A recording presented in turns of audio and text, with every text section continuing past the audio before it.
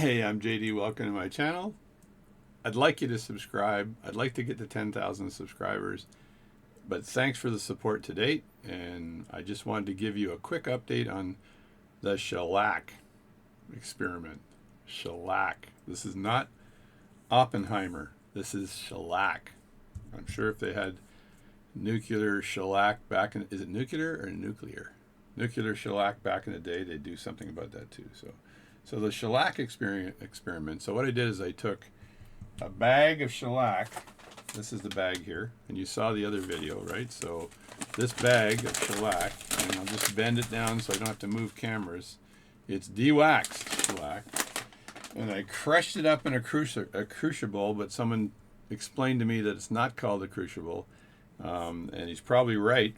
But the thing is, when I was a kid in high school, they called it a crucible. So sorry about that. So I'm going to apologize for my fingernails, guitar on this side, and I need to trim these because it's guitar as well, but they're too long. So there you go, fingernail report. So my wife gave me a bottle of doTERRA, which I stripped down. She cleaned off the wax and stuff. I put the shellac flakes into here, and then I added alcohol, but it was 99% likely rubbing alcohol. And someone said, yeah, it might work as well. And this is what I've gotten so far. So I've gotten this kind of situation here. And it looks like the shellac is dissolved but moved to the bottom, and the remaining alcohol is just sitting on top. So what I want to do here, just as an interim test, is I'm going to take this little device here that I have. It's like a probe.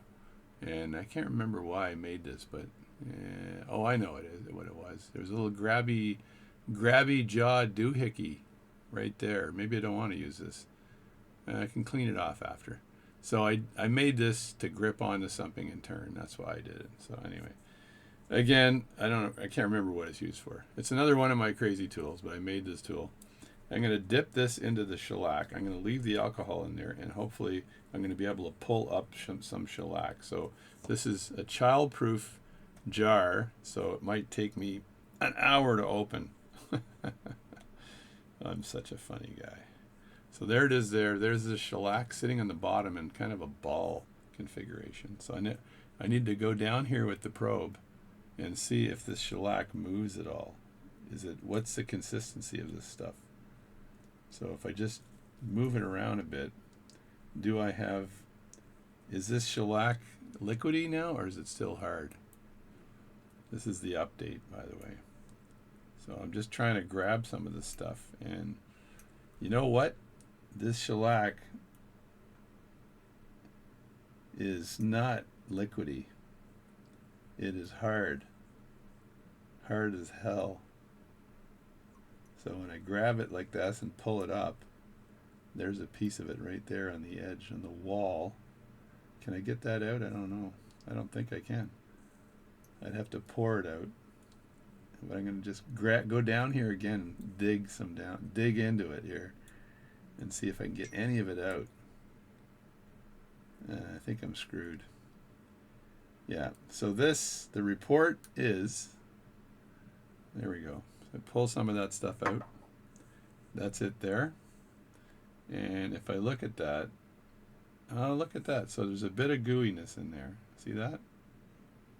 So I was able to stretch it out like that, and it does have a little bit of gooiness, right?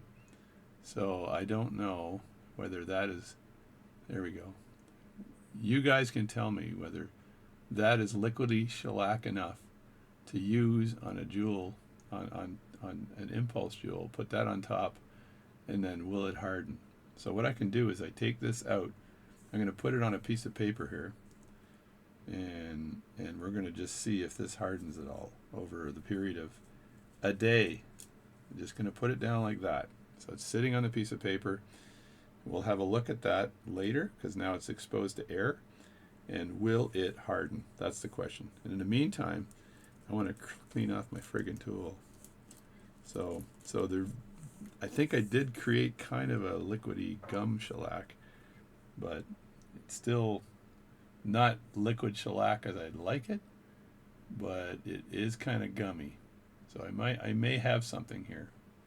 So that's it. That's the update on the liquid shellac. More to follow. I'm still waiting for the denatured alcohol to show up in the mail from the US and likely get stopped at the border again. Anyway, thanks for watching my channel.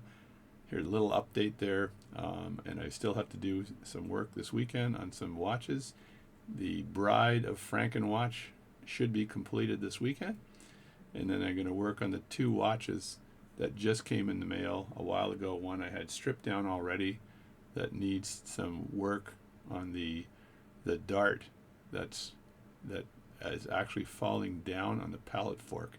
And I think I'll do like a diagram and a video on what has happened here. So the other thing is, and if you want this, I did a full slideshow on how to, the slideshow is actually, let me look here. Oh yeah, I got time. I did a full slideshow on how to make a jewel setting, like a raised jewel setting for a pocket watch. And I can actually show that show on here on YouTube and then walk through the various steps to discuss what actually happens in each step on making a jewel setting. I'm planning on presenting that to a crowd that's part of the Ottawa Clock and Watch Collectors Society. So I've been asked to present that for an hour. And I might bring example jewel setting and a lathe and some other tools that I have to use so people can see that. And you let me know if you want me to put that slide pack up, because it's 21 slides. It's very specific on what exactly to do.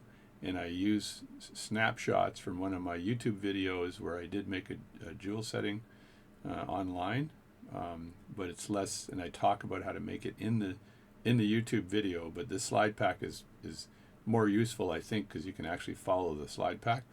And if you're really interested, I could PDF the slide pack to you, and you could send me an email at jdwatchservice@gmail.com. So jdwatchservice@gmail.com. And again,